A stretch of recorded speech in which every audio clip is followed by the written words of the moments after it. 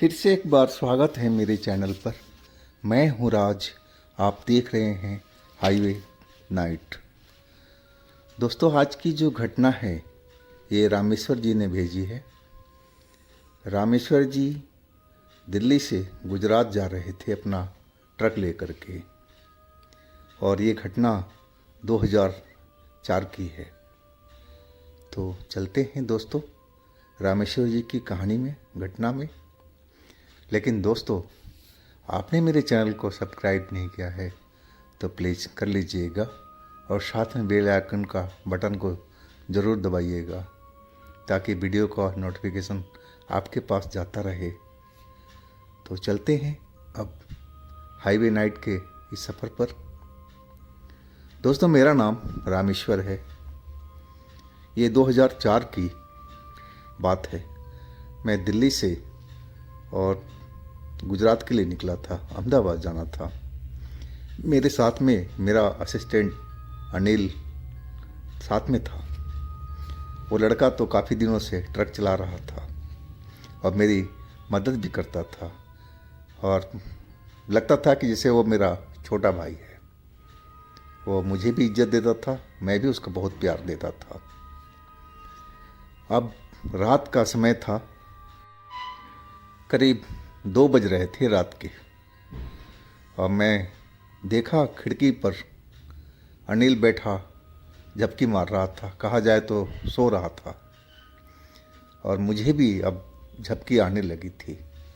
ये जो रात का वक्त है 2 से 4 का, ट्रक चालक के लिए, चाहे ड्राइवरों के लिए बहुत ही खतरनाक होता है।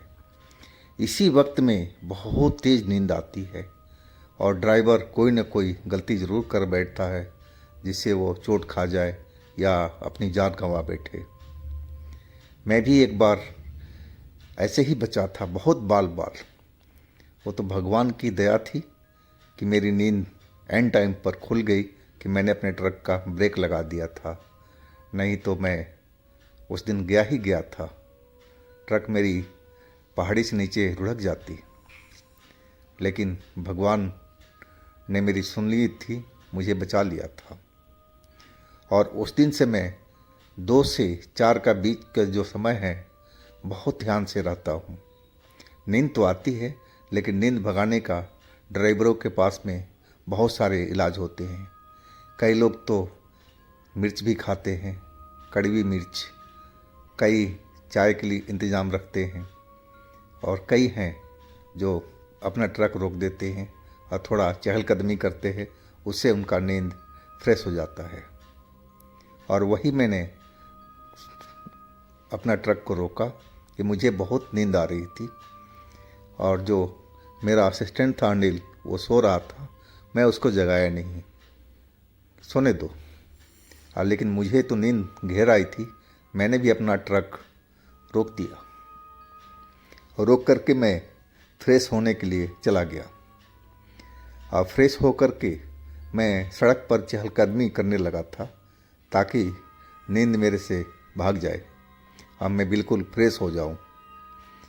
मैं ट्रक के आगे पीछे थोड़ा दूरी पर मैं चल रहा था, और तभी मुझे लगा कि मेरे पीछे कोई चल रहा हो।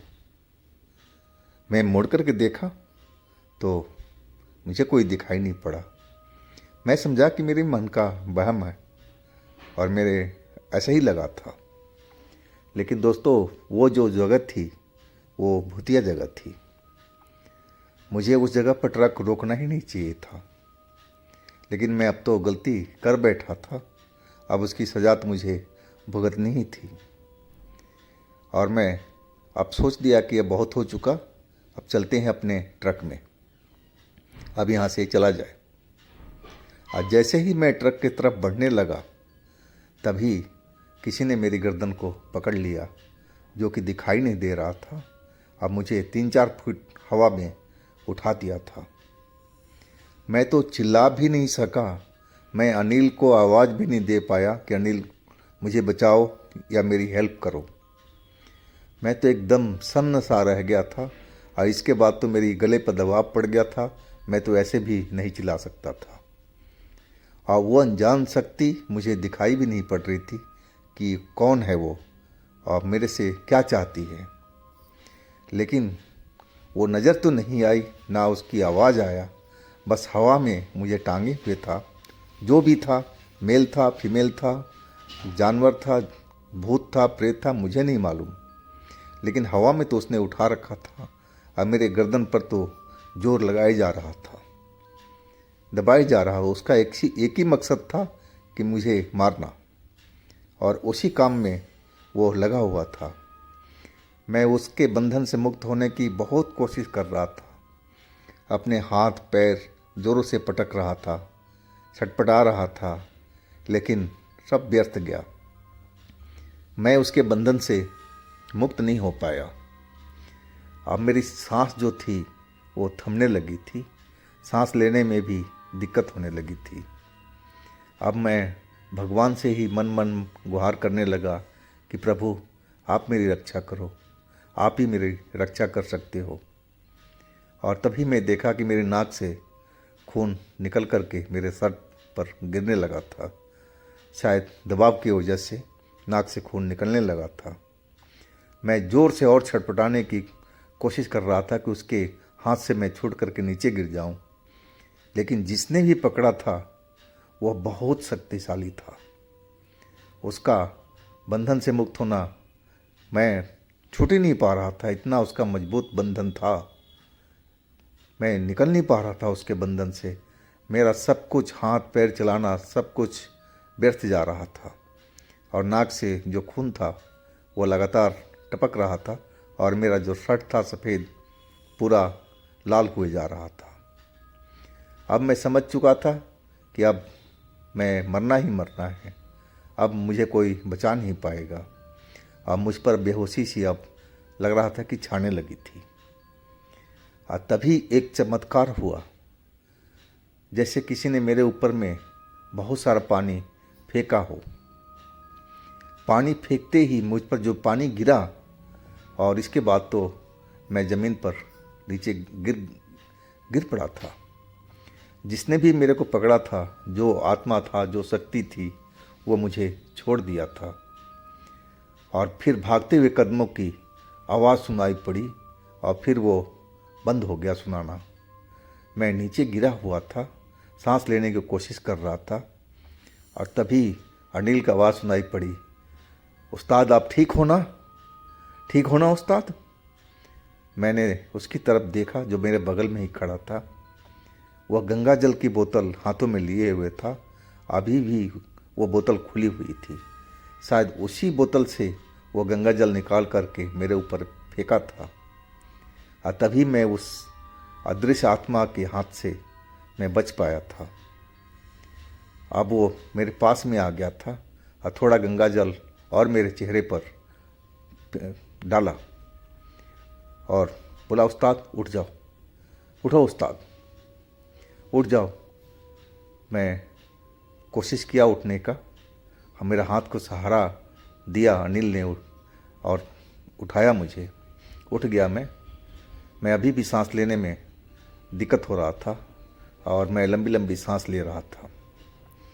अनिल मुझे गाड़ी की तरफ खींच कर ले गया, बोला चलो उस्ताद, और गाड़ी के अंदर बिठाया कंडक्टर सीट पर, और मुझे पानी दिया। पहले पानी पियो उस्ताद आप। पानी थोड़ा समय पिया, फिर थोड़ा सा तबीयत मेरी सही हुई। वो बोलने लगा कि उस्ताद आपको भूत पकड़ रखा था ना?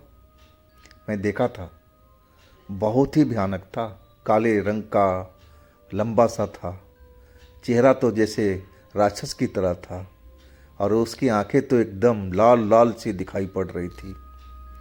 मैं उसकी तरफ देखने लगा था। मुझे तो वो भूत बिल्कुल नहीं नज़र आया था। इसका क्या मतलब? अनिल को कैसे दिख गया और मुझे नहीं दिखा? अब बिना देखे ही मुझे वो मारे जा रहा था, मेरी जान लेने पर आमादा था।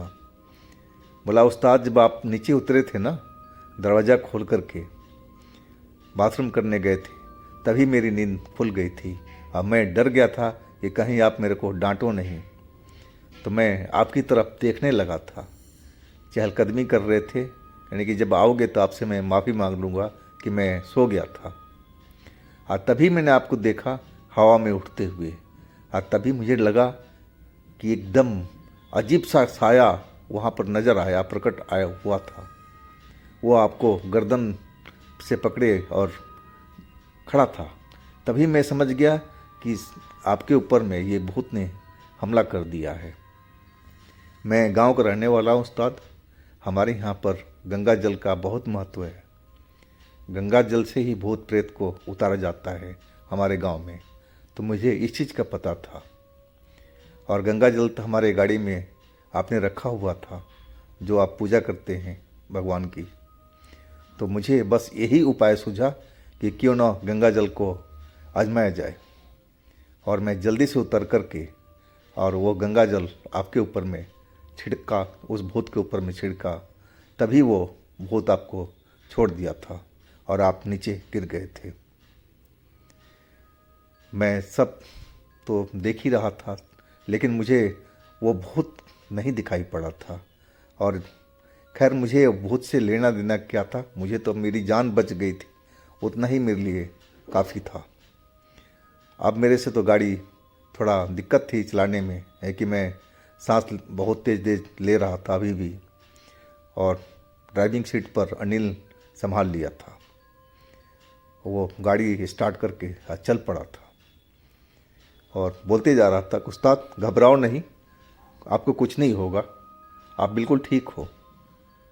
और जब हम दूर पहुंच गए थे, तब एक ढाबे पर उसने रोका था।